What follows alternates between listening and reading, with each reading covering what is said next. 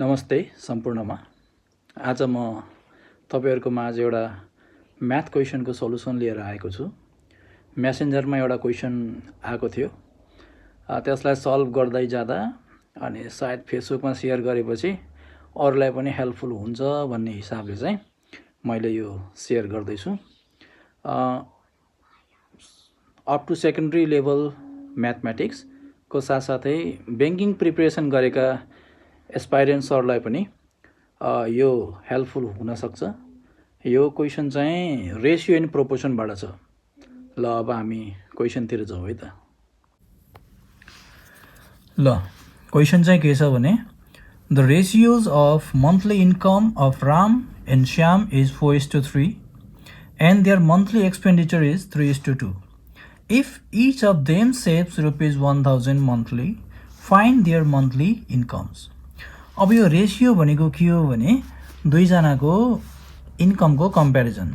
जस्तो कि यिनीहरूले राम र श्यामले 4:3 मा इन्कम गर्छन्। भन्नुको मतलब रामले 4 रुपैयाँ कमायो भने श्यामले चाहिँ 3 कमाउँछ। त्यस्तै अब रामले 4 को 2 गुणा 8 रुपैयाँ कमायो भने श्यामले 3 को 2 गुणा 6 रुपैयाँ कमाउँछ। भनेपछि अब यहाँ यिनीहरूको एक्चुअल इन्कम त हामीलाई थाहा छैन। त्यस कारणले गर्दाखेरि अब यसलाई हामीले के गर्छौं त एउटा भेरिएबलले लेट गर्छौं है। अनि त्यस्तै यिनीहरूको मन्थली एक्सपेन्डिचर 3:2 मा छ भने अब यहाँ पनि हामीले के गर्छौं त अर्को भेरिएबल लिएर अब यसलाई लेट गर्छौं। भनेपछि यसको सोलुसन कस्तो हुने भयो भन्दाखेरि अब हेर्नुस् है, लेट मन्थली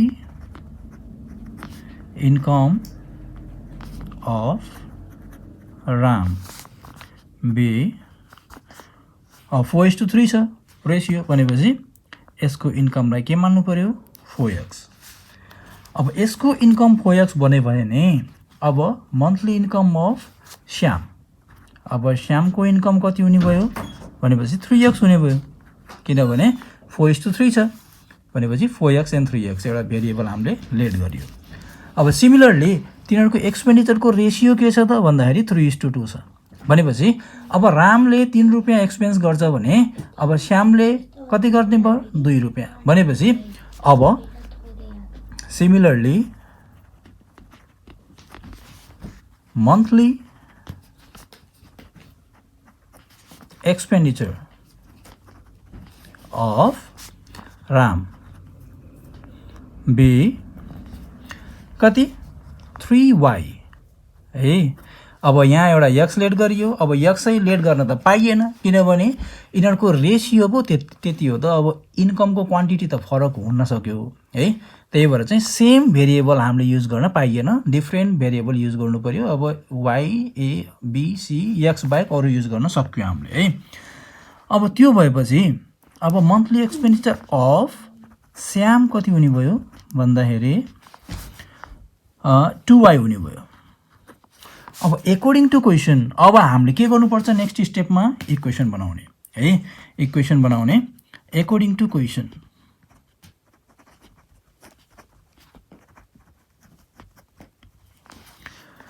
अब के भनेको छ भन्दाखेरि इच अफ देम सेव्स ₹1000 भनेपछि अब यहाँ रामले पनि 1000 सेभ गर्यो र श्यामले पनि 1000 सेभ गर्यो। भनेपछि दुईटैले 1000 सेभ गरे। Income minus expenditure is equal to saving. त्यस कारणले गर्दाखेरि हामीले बनाउन सक्छौं कि according to question 4x minus 3y is equal to 1000। यो एउटा इक्वेसन भयो। अनि अर्को इक्वेसन के हुने भयो सिमिलरली श्यामको पनि इन्कमबाट एक्सपेन्डिचर लेस गर्दाखेरि त्यसको सेभिङ कति आउनु पर्यो 1000 आउनु पर्यो। यसको मतलब 3x माइनस 2y यो पनि के भयो 1000 भयो है। अब यस्तो किसिमको बाइनोमियल इक्वेसन आयो भने अब यसलाई सल्भ गर्ने तरिका भनेको के हो त भन्दाखेरि एउटा भेरिएबललाई इक्वल बनाउने। अब हामीलाई यहाँ चाहिएको के छ इन्कम चाहिएको छ। इन्कम भनेको हामीले के लेट गरेका छौं x को फर्ममा लेट गरेका छौं। भनेपछि x को भ्यालु हामीले फाइन्ड आउट गर्नु पर्यो। त्यसको लागि y लाई हटाउनु पर्यो। अब यो y लाई हटाउनको लागि यहाँ y चाहिँ 3y र 2y छ।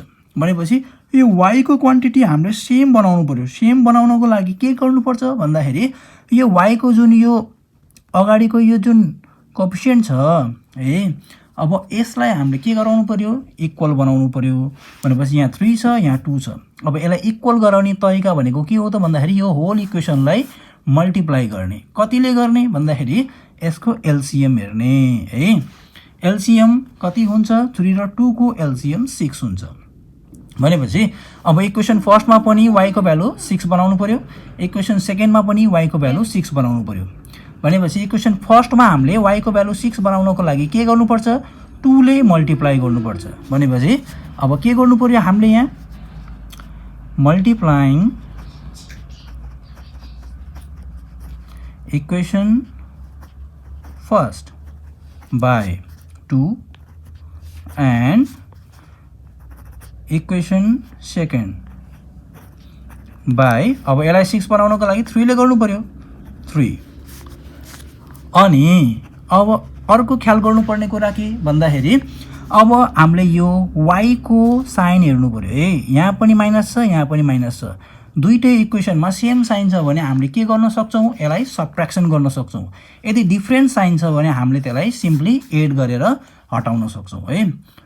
अब एलसीएम, अब यहाँ 3 र 2 थियो, 6 भयो। अब तपाईहरुलाई एलसीएम लिन गाह्रो भयो भने अपोजिट को यो जुन कोएफिसिएन्ट छ त्यसले मल्टिप्लाई गरे पनि भयो है। जस्तो इक्वेसन फर्स्टमा यो सेकेन्ड इक्वेसनमा भएको y को जुन कोएफिसिएन्ट छ अगाडि है, त्यसले मल्टिप्लाई गरिदिने, अनि सेकेन्डमा चाहिँ फर्स्टकोले मल्टिप्लाई गरिदिने। त्यसरी पनि हुन्छ, एलसीएम लिइराख्नु पनि पर्दैन है। अब यहाँ y को साइन सेम भएको कारणले गर्दाखेरि हामीले के गर्नु पर्यो, एन्ड सबट्र्याक्टिङ देम है। अब सबट्र्याक्सन गरौँ है। अब मल्टिप्लाई गर्नु पर्यो इक्वेसन फर्स्टलाई 2 ले। 2 ले गर्दाखेरि कति हुन्छ, 4 2 जा 8x माइनस 2 3 जा 6y इज इक्वल टु 2 1 जा 2000 यो भयो। अनि त्यस्तै यसलाई हामीले 3 ले गर्ने भनेको छ, 3 3 जा 9x माइनस 3 2 जा 6y इक्वल टु 3 1 जा 3000। अब यसलाई हामीले सबट्र्याक्सन गर्नु पर्यो। सबट्र्याक्सनको रुल के हो भन्दाखेरि जुन बेसमा छ त्यसको चाहिँ साइन चेन्ज गर्नुपर्छ। यो प्लस छ माइनस भयो, यो माइनस छ प्लस भयो, यो प्लस छ माइनस भयो। यो गरेपछि माइनस 6y प्लस 6y यो कट्यो। अब माइनस 9x प्लस 8x भनेको minus x is equal to minus 3000 plus 2000 भनेको माइनस 1000। भनेपछि x को भ्यालु इक्विभ्यालेन्ट टु कति आयो, 1000 आयो। ल हाम्रो x को भ्यालु आइसक्यो। अब हामीले अगाडि मानेछौँ कि income of Ram 4x, income of Shyam is 3x। अब देयरफोर इन्कम अफ